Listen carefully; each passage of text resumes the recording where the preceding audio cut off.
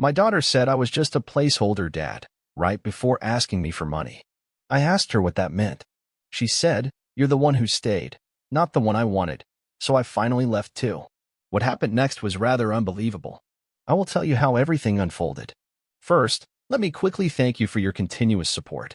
This means a lot to us. If you enjoy the stories we share, kindly subscribe to this channel. It will be great if you can leave a comment on which city you are watching from. We might just give you a shout out in our next story. Today's special shout out goes to Sam Kelson from Miami. We are glad you enjoy our stories. Now let's go deeper into the story. I used to tell myself that love wasn't about biology. It wasn't about blood or last names or who you resembled when you got angry. It was about who stayed. That's what I believed to hell. That's what I lived. My name's Mike Harlan. I'm 58, and I've spent the last 20 years being a dad to a girl who never quite called me one. I wasn't her father, not technically. Her real dad left when she was 5, and I came into the picture about a year later, when her mother, Elaine, started bringing her to the garage where I worked. At first it was just oil changes and small talk, then coffee, then dinner, then weekends. Next thing I knew, I was brushing tangles out of a little girl's hair and teaching her how to ride a bike. I never asked for thanks. I never asked to be called dad. I just did it. Because I loved them. Because I thought that would be enough.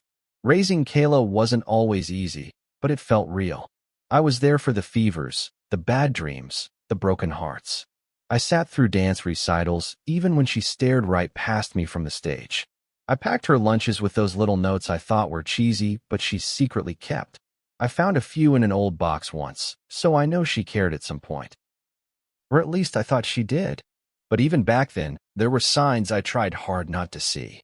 The way she'd light up when her grandparents on her dad's side sent a card or gift, even if it was late or barely signed. How she'd hesitate before introducing me to her friends. Or how she always called me Mike, never Dad, not even by accident. Elaine said she'd come around. That kids were complicated, and love didn't always look like gratitude. And I believed her. God help me, I did. The thing is, when you love someone, truly love them, you don't keep a tally. But you do notice when the balance is off, when you're pouring from a cup that never seems to refill. I never told Kayla how much I gave up to make our life work. The second job I took to cover her orthodontics. The fishing trips I canceled to drive her to soccer tournaments. The fights Elaine and I had behind closed doors because I wanted to say no sometimes, and she thought, real dads don't say no. But I didn't say no, not often. I showed up. I paid. I stayed. Always. I guess I figured that counted for something. Maybe not in the moment, but later, when she was older, when she understood the weight of what it meant to be the one who stayed. I thought she'd look back and realize that while her biological dad sent postcards from across the country, I was the one who kept the lights on, who showed up for parent-teacher conferences, who clapped the loudest when she crossed the stage at graduation. I thought time would do its work and stitch that understanding into her. I was wrong. It wasn't one big thing that unraveled everything. It never is. It was little cuts, slow bleeds. The Christmas she left the second dinner was over, not bothering to stay the night. The birthday call that never came. The text messages that went unanswered for days, sometimes weeks. I started to feel like a piece of furniture in her life. There, functional, expected, but unnoticed. I'd bring it up to Elaine and she'd sigh, say, "You're taking it too personally." Maybe I was. But maybe I had the right to. One night last winter, Kayla came home from college. I hadn't seen her in months. She breezed through the door with the scent of expensive perfume and entitlement, flopped on the couch, and asked if I could spot her rent that month. No hi. No how have you been? Just straight to the ask. I paused, looked at her, really looked at her. She looked like a stranger wearing my daughter's face. I asked her, carefully, why she only came around when she needed something. That's when she said it. "You're just a placeholder, Mike. You're the one who stayed, not the one I wanted." My breath left my lungs like someone had punched me. I remember the exact feeling. It wasn't heat or rage. It was cold, empty, like I'd been scraped clean inside. I stared at her, trying to find the girl I raised in those eyes, but she wasn't there. And I realized, in that moment, that maybe she never had been. Not really. Elaine rushed in, asking what was going on, and I just stood there while Kayla rolled her eyes and went upstairs. Like she hadn't just shattered 2 decades of my life with a single sentence. Elaine tried to talk to me, but I couldn't hear anything past the echo of those words. Not the one I wanted. I didn't yell. I didn't cry. I just sat down on the edge of the couch and stared at the spot where she'd been. That night, I couldn't sleep. I lay there replaying birthday parties and school projects, ER visits and late-night talks, wondering where it all went wrong. Wondering how I ended up being the filler between absences, the stand-in for someone who never showed up. And most of all, wondering why I let it go on this long. I had given everything, and I mean everything, to a girl who saw me as temporary. I stayed. That was my sin, I guess. I stayed when maybe I should have walked. But not anymore. After that night, something shifted in me, something small but undeniable. Like a hairline fracture in a windshield, barely visible at first but spreading with every bump in the road. I didn't confront her. I didn't demand an apology. I just let the silence settle between us like dust. When Kayla came down the next morning, she didn't look at me. She poured herself some coffee, complained about the weak Wi-Fi, and left the cup in the sink like nothing had happened. Elaine watched me carefully over her toast, waiting, I think, for me to say something. But I didn't. I didn't trust what might come out of my mouth. The rest of her visit was a blur. Kayla moved through the house like a guest who had overstayed her welcome but didn't care. She barely spoke to me unless it was to ask for something, rides, laundry money, a login for our streaming service. I gave what I could stomach, but I started drawing lines. When she asked me to co-sign a credit card, I told her no. She scoffed, said I was being dramatic. It's not like I'm asking for a kidney, she muttered under her breath. That was the first time I walked out of the room in the middle of a conversation with her. It wouldn't be the last. Elaine tried to patch things up the way she always did, by minimizing. She didn't mean what she said. You know how kids are when they're emotional. I wanted to scream. She was 21, not 10. And even 10-year-olds know better than to spit on the people who feed them. But I didn't scream. I swallowed it, let it sit in my chest like cement. I didn't want to fight. I just wanted peace. I wanted to feel like I mattered to someone in that house again. The real crack came a few weeks later, over something so mundane it wouldn't have registered if everything hadn't already been so fragile. Kayla had come back from a friend's party, reeking of weed and cheap vodka, stumbling in the door at 2 in the morning. I was on the couch, awake. I never really slept when she was home. When she saw me, she rolled her eyes and said, "Don't start." That was it. Don't start. Like I was the problem. Like my presence was a burden.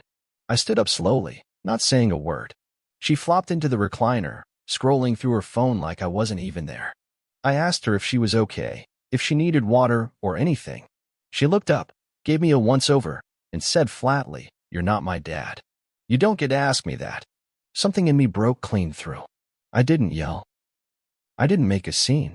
I just turned around and went into the garage, the only space in that house that still felt like mine.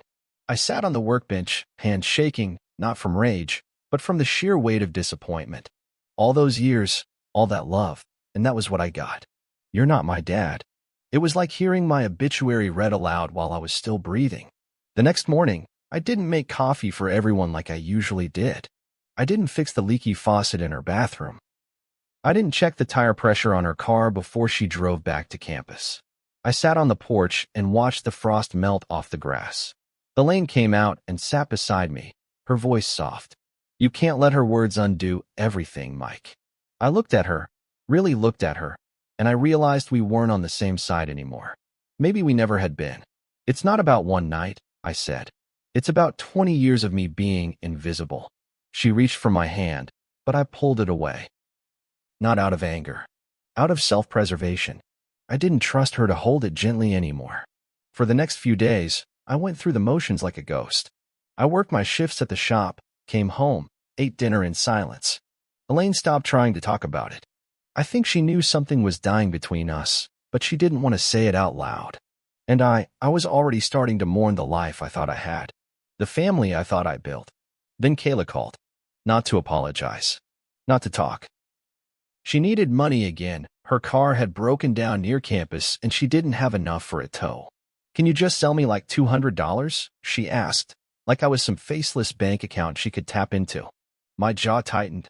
What happened to not being your dad? I asked. Silence on the other end. Then, calmly, she said, I didn't mean it like that. And God help me, I almost gave in. My fingers hovered over the screen, thumb ready to send the money. Because that's what I did, right? I showed up. I filled the void. I stayed. But something stronger took hold. Dignity, maybe. Or just exhaustion. No, I said. Figure it out. She hung up without another word. That night, I slept better than I had in weeks. Not because I was proud of myself, but because I felt something I hadn't in years. A boundary. And even though it hurt, even though my heart ached for the little girl I once knew, I knew it was the right thing. For the first time, I was standing up, not to her, but for me. There's a quiet that comes after disappointment, an eerie, weightless kind of stillness. It doesn't crash in like heartbreak or scream like betrayal. It just settles into your bones and makes everything feel dull. That was how I felt after I told Kayla no. Not triumphant, not vindicated, just numb. Like the cord that had kept me tethered to her for over 2 decades had finally snapped, and all that was left was slack air and silence. She didn't call again for a while after that. And I didn't chase her. For once in my life, I didn't try to explain myself, justify my hurt, or beg to be seen. I just let it be. I didn't even tell Elaine right away. I didn't have the energy to get into another round of her "she's just young" excuses or her careful, tiptoeing attempts to paint over the cracks in our family portrait. Instead, I went about my days with a kind of robotic precision. Wake up, shower, eat, work, repeat. I cut back my hours at the shop. Not out of spite, but because for the first time in years, I needed the time more than the money. I started fixing up my old motorcycle again, the one that had sat untouched in the garage for nearly a decade while I was too busy playing dad to someone who didn't want me. I took long rides with no destination, just the wind and the road and the slow, steady rhythm of moving forward. Elaine noticed, of course. She'd glance up from her tablet when I came home at odd hours or lingered outside longer than usual. She didn't ask questions at first, just watched. But I could feel her unease growing, like she knew something was shifting between us and couldn't quite figure out how to stop it. One night, after dinner, she finally said it. You're different lately. I looked up from my plate. Different how? She hesitated. Like you're pulling away. I wanted to tell her that I wasn't pulling away. I was finally stepping back. There's a difference. Pulling away implies retreat, fear. But stepping back? That's clarity. That's realizing that no one's going to rescue you from a sinking ship, so you better start swimming on your own. But instead, I just said, maybe I'm tired of being hurt. Elaine's eyes softened, but her mouth tightened. She's our daughter, Mike? No, I said, calm but firm. She's your daughter. I was just the stand-in. The silence after that was deafening. She didn't argue, not because she agreed, but because she didn't know what else to say. And honestly, what could she say? She'd let it happen too. All those years, all those little slights, all those holidays where Kayla conveniently forgot my name on cards but never missed hers. Elaine could have said something. She could have corrected her. She could have defended me. But she didn't. And silence, I've learned, is just another form of betrayal. In the weeks that followed, I started building my life around smaller joys. Early morning coffee on the porch without anyone asking me for anything. Working with my hands in the garage. Long walks with the dog. I called my sister more often, caught up with old friends I hadn't seen since Kayla's high school graduation. Slowly, painfully, I carved out a life that didn't revolve around being needed. And for the first time in a long time, I felt like a person again. Not a placeholder. Not a tool. A person. Kayla's silence stretched on, but it wasn't loud anymore. It was peaceful. She didn't send a thank you note. She didn't follow up. She just vanished into the void of her life, and I let her go. I thought about her sometimes, of course. Wondered if she was eating enough, if she ever thought about me. If she told her friends about the man who raised her or just pretended he didn't exist. But I didn't reach out. That cord was broken, and I had no desire to tie it back together. Then came the conversation with Elaine that truly unraveled everything. It was a Thursday night. We were watching TV, some procedural drama she liked, and during a commercial break she said, I sent Kayla some money, just a little to help with rent. I turned toward her slowly. Did she ask you? She's struggling, Mike. She's young. College is hard. And being disrespected by someone you helped raise isn't. Elaine's jaw clenched. She didn't mean it. She meant it, I said, voice calm but cold. She meant it enough not to apologize. She meant it enough to disappear after I said no. Elaine looked at me like she was seeing a stranger. So what? You're just done with her. And that was the moment I realized we weren't talking about Kayla anymore. We were talking about me. About what I was allowed to feel. About the role I was expected to keep playing regardless of the damage it did to me. No, I said. I'm just done pretending that love doesn't need to be mutual. She didn't reply. The show came back on, and we sat in silence, both of us pretending to be interested in fictional drama because the real drama between us was too much to face. After that night, Elaine stopped trying to fix things. She still called Kayla, still sent care packages, still acted like we were all going to sit around a table again and laugh like nothing had ever happened. But I knew better. You can't laugh when something inside you is still bleeding. So I withdrew, not out of malice, but out of necessity. I stopped being the man who dropped everything at the sound of her name. I stopped measuring my worth by how much she needed me. I stopped hoping. Because hope, in this case, was just another way of dragging my heart over broken glass. And in the quiet that followed, I learned something unexpected. I was still whole. Maybe bruised, maybe a little bitter, but whole. And that was something Kayla could never take from me again. It happened on a Tuesday afternoon, one of those damp, gray days where the sky looks like wet concrete and the world feels like it's holding its breath. I was just coming back from the hardware store, picked up some sandpaper and new bulbs for the garage when I saw Elaine's name flashing on my phone. I ignored it at first, figuring she was calling to remind me about something I'd already forgotten. But then she called again. And again. I pulled over, sighed, and answered. Kayla's here, she said. No greeting, no preamble. Just that. I didn't say anything. I could hear the TV in the background, some news anchor droning on about a local budget crisis. Then Elaine's voice again, quieter now. She's in trouble. I didn't ask what kind. I didn't want to know. But she told me anyway, because that's what Elaine did, always trying to weave us back together with thread that couldn't hold. She's late on rent. They're threatening to evict her. Her roommate bailed. She doesn't have anyone else to call. I stared out the windshield, watching drops of rain collect on the glass. My grip on the steering wheel tightened. She has a father, doesn't she? Mike, no. That's what she said, remember? I'm not her dad. I don't get to ask questions. I don't get to care. And I sure as hell don't get to be the solution every time she sets herself on fire. Elaine sighed. I could hear the disappointment in her breath, that familiar, tired sound she always made when she thought I was being too harsh. She came home, Mike. That has to mean something. She came home because she's broke, I said.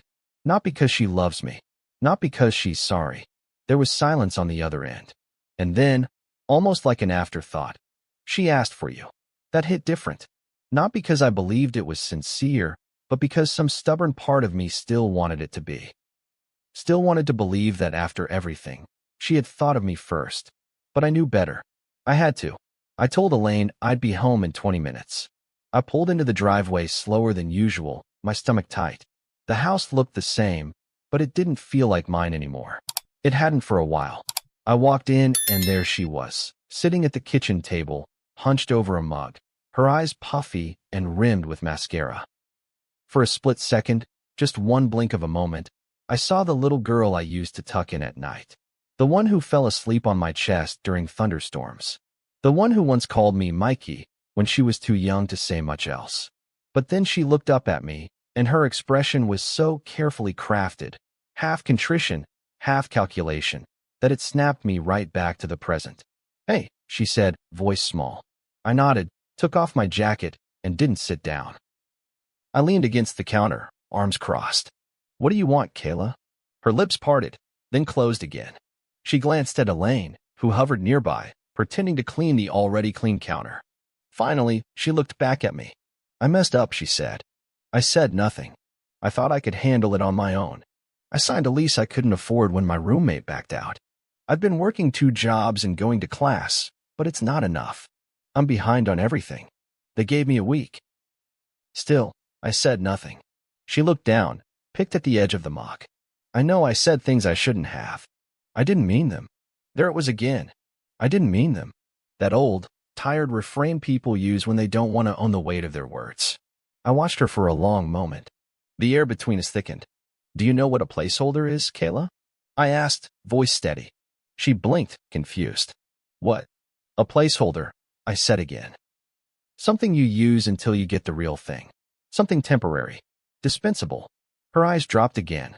I didn't mean it like that. I nodded slowly. You did, and that's what made it honest. Elaine stepped in then, her voice too soft, too strained. Mike, please, I held up a hand. No. I've listened. I've waited. I've forgiven. But I'm not doing this again. Not when it costs me everything. Kayla's voice cracked. I'm not asking you to forget. I'm asking you to help me. Please. I need you. It should have moved me. A year ago, it would have broken me. But now? Now all I felt was tired. Bone deep, soul-weary tired. I had spent so long stretching myself to fit her version of a father that I'd forgotten what it felt like to stand up straight. I can't do it, I said. Her face twisted, hurt, then disbelief, then anger. You're really going to let me get kicked out? I'm not letting anything happen, I said. You made choices. Now you're living with them. That's what being an adult means. You're unbelievable, she snapped, standing up. After everything you've done for me, now is when you decide to be selfish? I laughed, sharp, bitter. Selfish? That's rich. You used me until I was dry and tossed me aside when you didn't need me anymore. Now that life's hard, you come crawling back, and I'm the selfish one. She stormed out of the kitchen. Elaine followed her, but I didn't. I stayed where I was, hands gripping the edge of the counter, heart pounding. I should have felt guilty. I should have questioned myself. But I didn't. For the first time, I felt like I had protected something sacred, my dignity. That night, the house was quiet again. But it was a different kind of quiet. Not numb, not tense, just peaceful. And I realized, maybe that was what I'd been missing all along. The next morning, Kayla was gone. No note, no goodbye, not even a slammed door to mark her departure. Just a quiet emptiness, like she had never been there at all. Elaine said she left sometime before dawn, called a friend to pick her up. I didn't ask who. I didn't ask where. I just nodded and poured myself a cup of coffee like it was any other day. But it wasn't. The house felt different now, hollowed out, as if it had finally stopped pretending to be a home. Elaine moved through the kitchen like she was walking on ice, waiting for something to crack, but I didn't say much. I didn't need to. The silence between us said enough. That week stretched long and jagged. Elaine barely spoke to me unless it was about the groceries or the thermostat. When I brought up selling the house and downsizing, something we'd talked about idly over the years, she flinched like I'd slapped her. Now, she asked, her voice sharp, you want to do this now? I looked her straight in the eye. I don't think this house is ours anymore, Elaine. Not really. She turned away, her back rigid. You just want to run away. No, I said, quieter this time. I just want to stop bleeding for people who don't care that I'm cut open. She didn't have a response for that. Just left the room and didn't come back until long after I'd gone to bed. For the next few days, we danced around each other, ate dinner in silence, slept with our backs turned.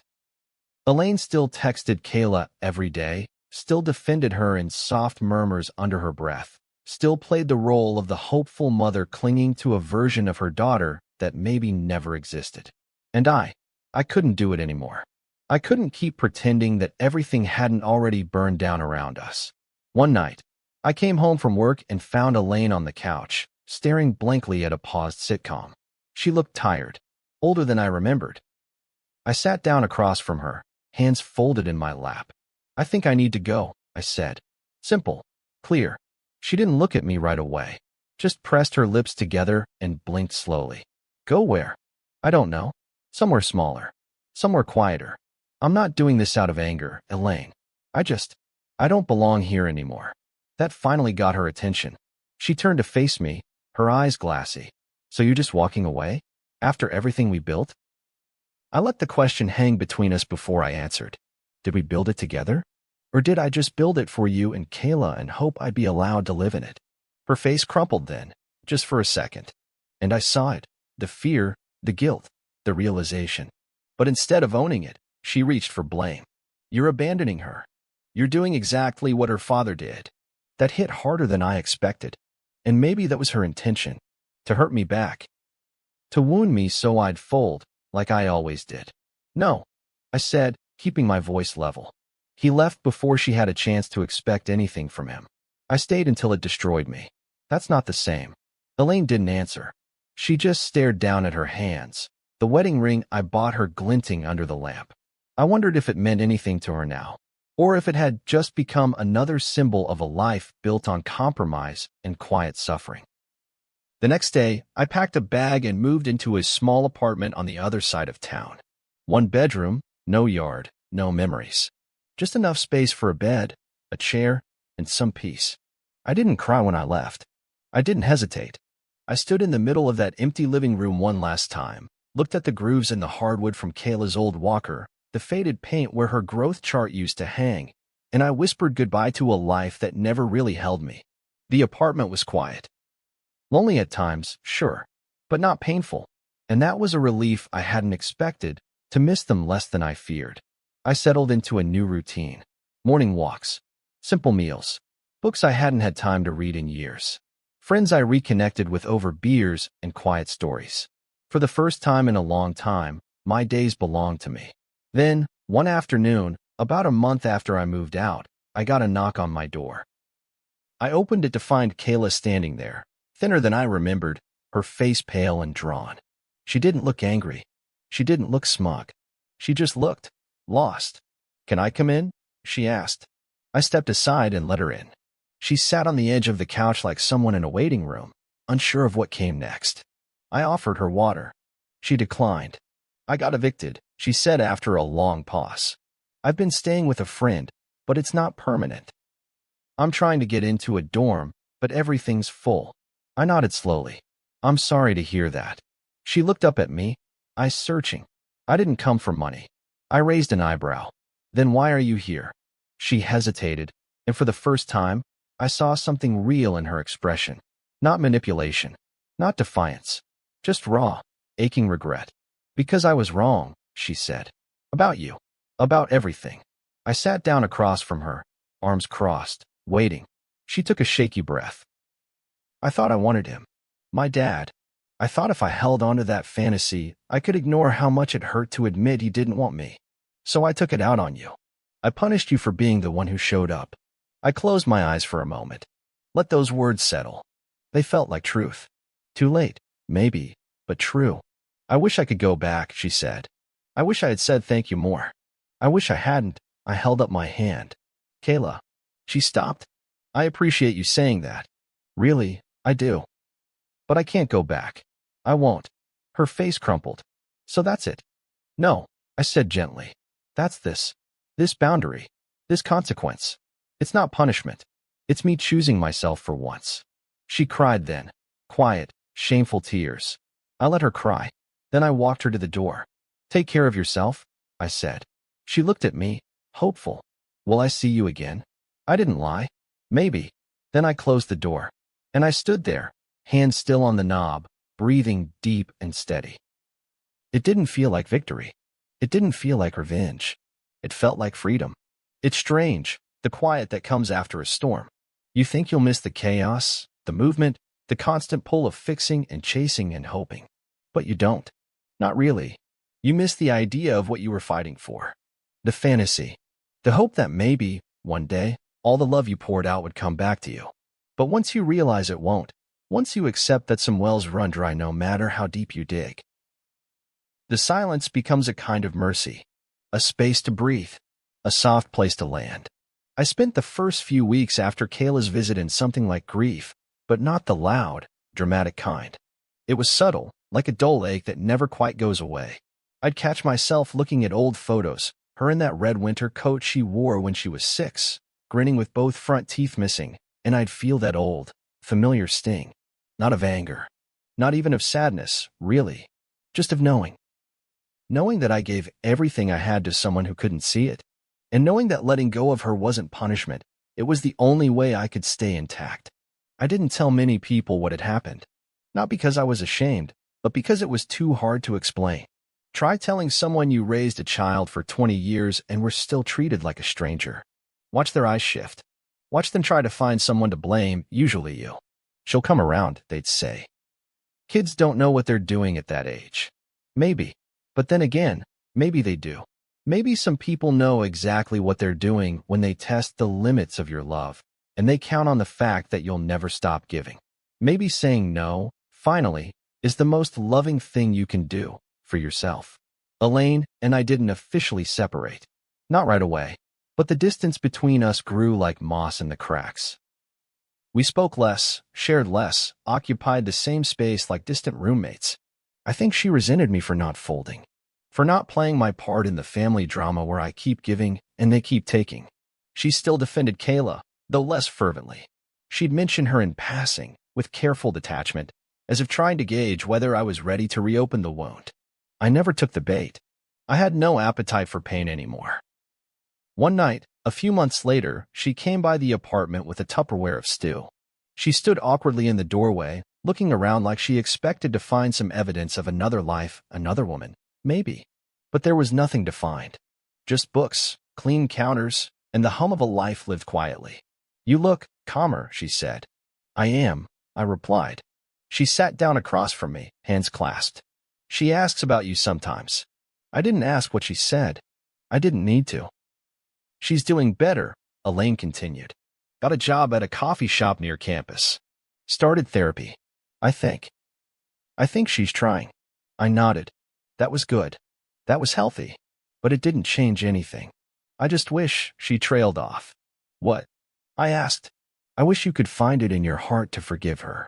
I leaned back in my chair, looked out the window at the street lamp casting long shadows on the sidewalk. I have, I said. But forgiveness doesn't mean I go back. Elaine didn't argue. She just nodded slowly, her face etched with the kind of sadness that comes from watching a dream dissolve. She left the stew in my fridge and walked out quietly. I didn't expect her to come back, and eventually she didn't. And life went on. Quieter. Simpler. Some days I missed them, the noise, the mess, the illusion of togetherness. But most days, I just breathed easier. I went fishing on weekends. Took up woodworking again. Had friends over for poker and beers. My sister came by more often. We laughed about old times and didn't talk much about Kayla. Not because I asked her not to, but because I didn't need reminders of something that had already ended. Then one morning, I found a letter in the mailbox. No return address, just my name written in the careful, looping script I hadn't seen in a long time. I brought it inside, sat at the table, and opened it. It was from Kayla. For pages. Honest. Raw. She talked about guilt, about shame, about realizing too late what it meant to be loved without condition. She said she understood if I never wanted to speak to her again. That she didn't expect forgiveness, but hoped I was happy. That she hoped, someday, I could remember the good without flinching at the bad. I read it twice. Then folded it and put it in the drawer where I keep things I don't know what to do with: old keys, spare batteries, faded receipts. I didn't write back. Not because I was angry, not because I didn't care, but because some letters don't need replies. They just need to be read and felt and left to rest. And that's what I did. In the months that followed, I thought about her less and less. Not with bitterness, but with peace. She had her path. I had mine. Maybe, in another life, we would have found each other sooner. Maybe we would have understood each other better. But in this one, we did the best we could with the love we had.